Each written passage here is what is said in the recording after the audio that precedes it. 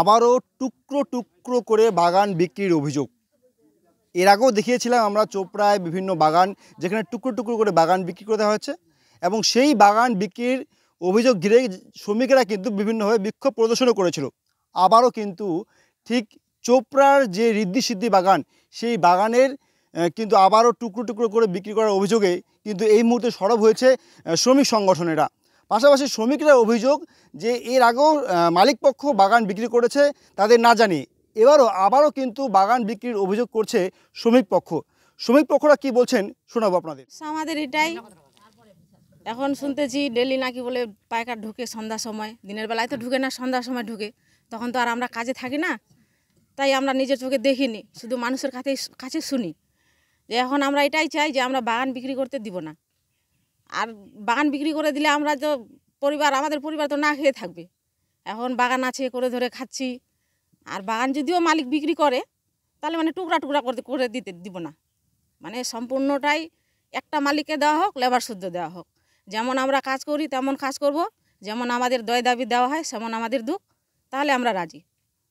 মানে বাগান আমরা আর কি ছোট ছোট করে বিক্রি করতে দিব না। ছোট ছোট করে বিক্রি করলে তো আমাদের নিবে না, কাজে নিবে কি নিবে না, তাহলে আমরা কি করে খাবো? আমাদের পরিবার তো না খেয়ে থাকবে, অনাহারে থাকবে। তাই ওইটাই আমাদের আজকে অভিযোগ যে আমরা টুকরো টুকরো করে বিক্রি করতে দিব না। আপনার নাম কি? বাগানের নাম ঋদ্ধি সিদ্ধি। বাগান বিক্রি করেও তা তো আমরা মানবো, কোম্পানির হাতে তুলে দোক, যে কোনো কোম্পানির হাতে তুলে দোক, আর লেবার যতগুলো আছে যেরকম পাচ্ছে ওইভাবে দোক, তাহলে আমরা মানবো। কিন্তু ওইদের বলবে আমি ওকে দিব 2 বিঘা, ওকে দিব 3 বিঘা, না না আপনাদের শুদ্ধ বিক্রি, হ্যাঁ শুদ্ধ, এটাই আমাদের দাবি। পরেশ সিং। আমাদের সমস্যাটা এই যে বাগান বলে মালিক বিক্রি করতেছে, তো আমরা টুকরো টুকরি বাগান বিক্রি করতে দিচ্ছি না মালিককে। কেননা এতদিন ধরে আমরা কাজ করতেছি এই বাগানে, এখন হঠাৎ করে আমরা কোথায় যাব কাজ করতে? আমরা বিদেশে কাজ করতে পারবো না। আমরা বলছি কোম্পানির কাছে যেন বাগান বিক্রি হয়, আর আমাদের যেন আমরা বাগানে কাজ করে খাই, এটাই চাই আমরা। কি নাম আপনার? ফিলোমিনা হেমব্রম।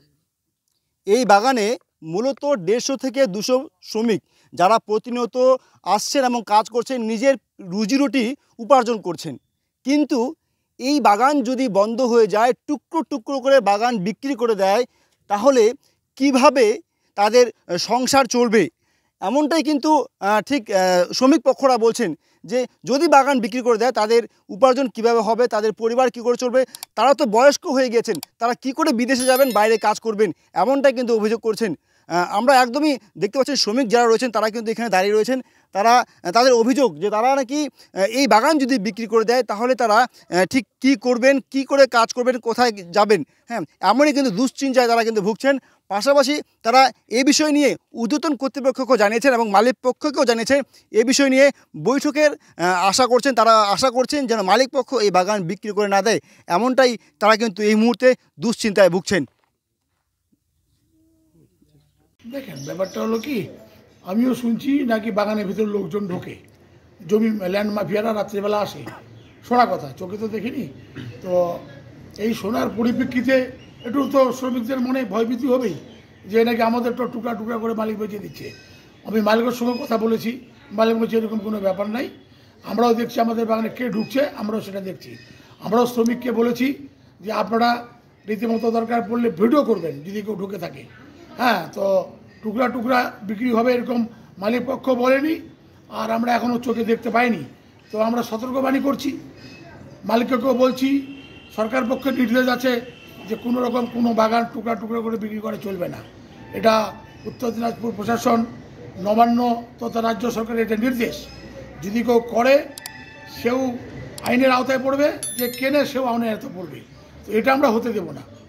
আমাদের চোপড়া বিধানসভায় কোথাও কোনো বাগান, শুধু ঋদ্ধি সিদ্ধি কেন, ঋদ্ধি সিদ্ধি বলেন, ভবানী বলেন, কুসুম বলেন, শরৎ বলেন, মায়া বলেন, যেটাই থাকে না কেন, আমরা কাউকে টুকরা টুকরা বিক্রি করতে দেব না।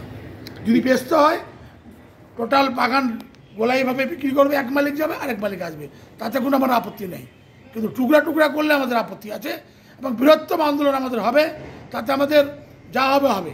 যদি দেখেন, মালিক পক্ষকে আমরা জিজ্ঞাসা করেছিলাম যে মালিক বলছে না এরকম কিছু নেই, আমরা কোনো বেচার কোনো প্রশ্ন নাই। তো আমরা আবার লোকের মাধ্যমেও জানতে পারি যে বাইরে বাইরে লোক ঢোকে। তো এটা তো টোটাল অন্ধকারের মধ্যে আছে। তবে আমরা যতক্ষণ প্রকাশ্যে কেউ না আসবে আমরা তো সেটা প্রতিকার করতে পারবো না, আর তার আন্দোলনও করতে পারবো না। আপনারা কি শ্রমিকদের পক্ষে থাকবে? একদম 100 শ্রমিকের নেতা আমি, শ্রমিকের পক্ষে থাকবো। মানে আমি মিটিং করে এসেছি বাগানে, এবং মিটিং করে এসে কমিটি করেছি 11 জনের, যে 11 জন দরকার পড়লে আমরা সব জায়গায় যাবে। কালকে আমাদের যার কথা আছে ওই লেবার ইন্সপেক্টরের কাছে, আপনার এসডিওর কাছে, ডিএমের কাছে, এসপির কাছে, আইসির কাছে আমরা স্মারকলিপি দেবো। আমাদের চত্বরে যত বাগান আছে শ্রমিকরা আগের হাউস গ্রান্ট এখন আসবে, একটা হাউস গ্রান্ট শনিবার থেকে দেওয়া চালু করবে। সেদিন আমরা বসে আলোচনা করেছি। একটা বকেয়া আছে, চপ্পল জুতা বকেয়া আছে, সেটাও এই সপ্তাহে দেওয়ার কথা আছে। একটা হাউস গ্রান্টের টাকা আর চপ্পল এই সপ্তাহে শনিবারে, সোমবার না মঙ্গলবারে দিবি যেন বলছে। তাদের উদ্দেশ্যে কি বার্তা থাকবে? একটাই থাকবে, ভাই যা করেছেন আপনাদের কাছে অনুরোধ, আর কোনো বাগানে টুকরা টুকরা কিনতে আসবেন না। আপনাদের মাধ্যমে বলতে চাই, অনুরোধ করতে চাই, যদি আসেন তাহলে শ্রমিকরা তার প্রতিকার রোধ করবে, এবং আইনগত ব্যবস্থা আমরা যারা আছে প্রশাসনিক ব্যবস্থা আমরা নেব। আপনারা জানেন যে প্রশাসন প্রতিটা ব্লকে চা বাগানের জন্যে পুলিশ ইন্সপেক্টর নিয়োগ করেছেন, যেন কোনোরকম কোনো বাগানে অশান্তি বা ল্যান্ড মাফিয়া বা অত্যধিক কিছু না হয়। এটা সরকারের, আমাদের মাননীয় মমতা ব্যানার্জি সরকার, টিএমসি সরকার, মামাটি সরকারের নির্দেশ অনুযায়ী এগুলি গঠন করা হয়েছে। আশা করি কারো দম নাই, আর কোনো বাগান টুকরা টুকরা করে বিক্রি করবে কেউ করতে পারবে না। আপনার নাম? আমার নাম কালু সিংহ, আমার হলো তৃণমূল চা বাগান শ্রমিক ইউনিয়ন জয়েন্ট জেনারেল সেক্রেটারি, উত্তর দিনাজপুর ডিস্ট্রিক্ট।